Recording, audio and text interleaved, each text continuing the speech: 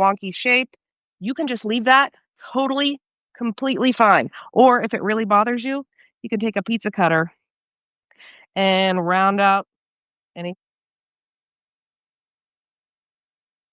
You can go either way with that.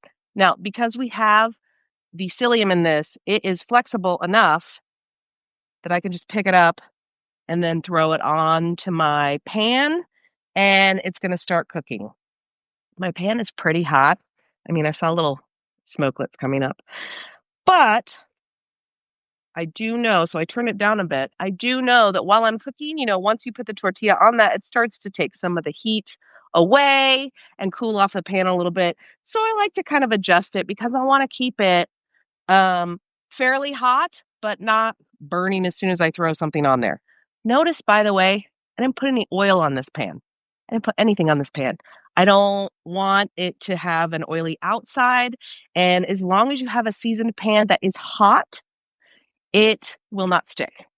Honestly, even stainless steel, if you start with hot, if I cooked tortillas or even scrambled eggs on a hot stainless steel, shiny stainless steel that usually everything sticks to, get it hot first, then put it in there, much less likely to stick.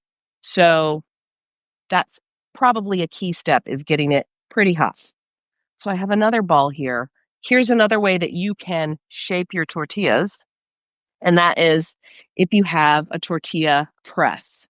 Tortilla presses are pretty widely sold in markets that have a lot of Latin ingredients. Maybe your regular grocery store will have it too, but definitely a store that has a lot of Latin ingredients in it, and they're made out of different things, but it might be fun colors. Even wood, could be metal, could be cast iron. Let's see. What's the trick to getting them to puff? Okay.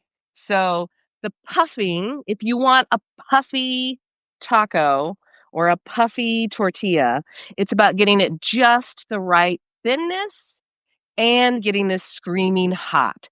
Kind of like when you make a pita.